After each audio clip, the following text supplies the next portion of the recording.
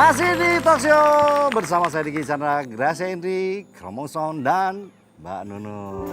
Jadi Mbak, bicara soal mulat, katanya ada terlepas dari godaan narkoba, dunia apa segala macam. Nah ini kan sangat pas Mbak Nunung salah satunya yang bisa memberikan sedikit inspirasi, motivasi ke mereka seperti apa gitu kan. Itu seperti apa sih Mbak? Ya kalau itu gini, kalau Sri Mulat itu memang ya mau tidak mau masih harus diakui ya bahwa memang pemain Sri Mulat banyak yang terlibat kena narkoba ya. Betul, iya. Jadi itu kayak dulu waktu kita masuk di Jakarta itu kayak orang kaget gitu loh Mas.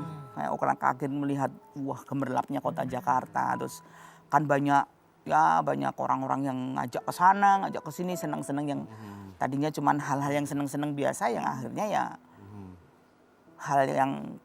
suatu hal yang bodoh banget gitu ya kita lakukan gitu ya. Pada saat itu sih aku nggak begitu ngikutin gitu loh.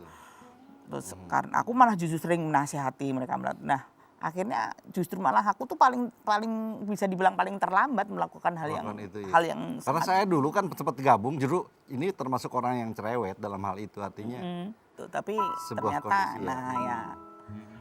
kondisi, Mas ya itulah hal yang sangat bodoh banget lah. Betul.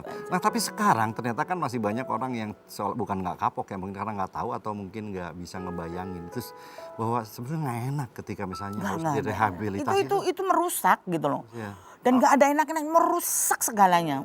Aku tuh udah semua rusak gitu. Dalam hal rumah tanggaku sampai aku bilang cerai yang akhirnya memang suamiku sampai menalak aku kan. Aku ditalak sama suamiku karena ya mungkin sebagai laki-laki dan kita memang sama-sama lagi nggak waras gitu, lagi pada saat nggak bener gitu loh. Betul. Jadi emosi.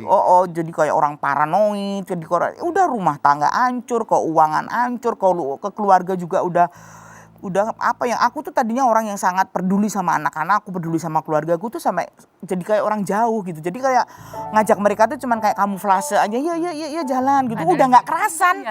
Jalan kemana tuh udah nggak kerasan. Kita pergi ke Bali itu sampai berapa hari gitu sama gitu. Aku di kamar aja sampai keluar cuma jadi udah itu bener-bener yang sampai anak-anakku tuh merasa sedih semua gitu kan. Mama itu kenapa? Anakku nggak pernah curiga karena memang nggak ada orang lain yang cuma aku sama suamiku aja. Makanya ya udah di dalam kamar tuh udah hancur-hancuran, udah ribut, udah nggak bagus pokoknya. Jangan deh pokoknya jangan. Ini jadi pelajaran juga buat teman-teman muda ya, teman-teman muda yang lain atau mungkin yang betapa kan ada juga sih Mbak ya.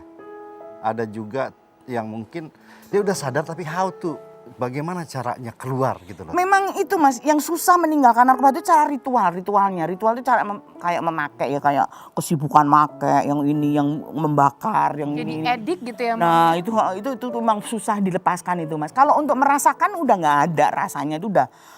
Apa yang dirasakan kita bingung, apa sih dapatnya apa itu nggak ngerti. Betul. Katanya yang nikmat, nggak ada. Kalau udah kebanyakan kita nggak tidur ribut. Akhirnya mau kerja ngantuk, udah nggak ada bagus-bagusnya. Udah kebolak-balik juga. Udah kebolak-balik, hidupnya udah dibolak-balik nggak karu-karuan. Aku sebetulnya itu pernah Sule sama Andre itu terbesit bilang, sekarang kok ngelawaknya brutal banget sih gitu loh. Oh gitu? Sempat ada ngomong gitu? Iya, brutal gitu. Ya lucu gitu. Memang aku cuman aku pernah aku langsung, wah ketahuan ini kayaknya curiga banget nih anak dua ini udah mulai bingung aku Mas sudah karena Sule sama Andre tuh nggak pernah ngatain aku yang macam-macam, nggak pernah. Kita kerja karena memang mereka tahu bahwa kerja ya kerja gitu, dan itu pernah aku ditegur kayak gitu. Cuman nggak ngerti mereka berdua tuh curiga apa enggak, cuman ngatain aku gitu kayak sambil bercanda, apa mereka berdua tahu mulai curiga apa gimana saya nggak tahu. Ya akhirnya nggak lama kemudian ada kejadian aku sama suami. Tapi sempat nggak sih merasa bahwa dirinya udah deh mau stop deh, tapi ya nggak bisa. Sering banget. Suamiku itu ya kadang-kadang udah yang ayo stop, dia sampai nggak mau tidur di kamar aku. Dia udah stop sampai berapa lama, udah hampir 20 hari, udah sampai nggak mau tidur sama aku. Sorry ya, aku nggak bisa ngikutin kamu, suamiku kayak gitu. Akhirnya ya udah tidur sendiri. Cuman kadang-kadang mereka, aku kan minta bantuan, ya aku mau bikin ini nggak bisa, gimana caranya? Buat lagi ya. Kan, kayak pisah ranjang dong ya. Sering banget pisah ranjang itu. Itu di bulan-bulan apa tuh? Ya di bulan-bulan sebelum Juli lah. Udah ya dari mulai kita pakai masa 5 bulan 6 bulan lah. Untung saya rencana mau main ke rumahnya, kalau enggak Mas Yan ntar bilang, Mas sama saya aja tidur gitu. Untung ya saya ya.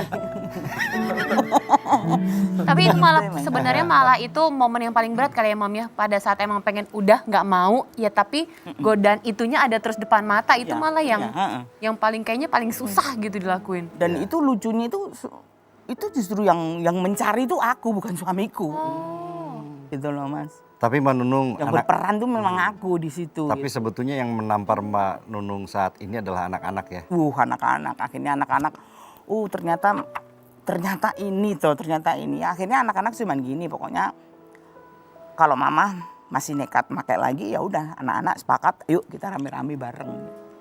Hah? Malah gitu. Ya?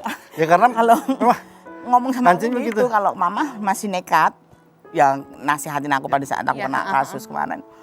Udah lama stop ya mas, sampai anak-anakku nangis. Nah, bener, Mereka ngomong anak-anakku, aku tetap bangga menjadi anak mama. Aku bangga punya mama. Dia bilang punya mama seperti mama, aku bangga, aku tetap. itu luar biasa. Cuman tolong mah, dia bilang gitu. Terus ya udah, aku bilang kasihan adik-adik, dia bilang oh iya. Kalau mama masih nekat, ada anakku yang ngucap ada salah satu anaknya. Kalau mama masih nekat kayak gitu, memang rada-rada itu anakku. Kita semua juga sepakat rame-rame make. Itu malah ini banget ya Mam. Waduh, Dalam, Mbak. jangan deh, jangan. Aku waduh itu udah pukulan banget buat aku. Dan ya alhamdulillah sekarang udah kembali hidup normal lagi. Jadi aku sekarang apalagi sudah ada cucu ya mas. Ya. Sekarang waduh aku tuh bener-bener hidupku tuh cuma untuk mereka gitu loh. Apalagi udah ada cucu tuh udah pulang kerja gini udah mana dicari gendong di kamar sampai mereka tidur-tidur. Anak-anakku sudah tidur rame-rame di kamar. Jadi udah nggak ada waktu untuk aku berdua sama suami gini-gini ya cuman pas tidur gitu aja. Tapi kalau mau berangkat tidur rame-rame di situ. Itu. Ya saya kenal Mbak Nunung udah lama, bukan hari ini aja. Jadi ini pelajaran buat kita semua nih, Wi, gitu, kita semua lah, bukan buat ini juga pemirsa bahwa seseorang itu bisa berubah dari baik, buruk atau baik. Jadi bisa berubah itu karena dalam tanda kutip setan-setan ini akan selalu menggoda kita setiap saat. Dan entah pada saat kita lengah bisa masuk, kita terpengaruh. Dan mudah-mudahan itu kita bisa dijauhkan dari hal itu. Dan mudah-mudahan juga pemirsa dijauhkan dari hal itu. Dan tetap stay tune di E-Talk Show with BHS.